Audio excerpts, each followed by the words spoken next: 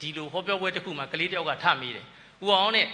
ကျွန်တော်ဖေကတန်မန်းလုပ်ပါတယ်တဲ့။ကျွန်တော်ဘာပွဲညာပွဲရပါတယ်ပေါ့။ကျွန်တော်ဘလူပွဲညာပေါ့။အဲ့တော့ကျွန်တော်လုပ်ငန်းဘာလုပ်ရမလဲတဲ့။မင်းအရင်ဆုံးမင်းအဖေရဲ့တန်မန်းလုပ်ငန်းကိုအခုတန်ယူဘင်းကြီးတွေနဲ့ထောင်တဲ့တန်အဆောက်အဦတွေဆောက်တဲ့လုပ်ငန်းဖြစ်အောင်မင်းစူးစမ်းကြည့်ပါလို့ဟိုအဝေးကြီးရှောက်မမှန်းနဲ့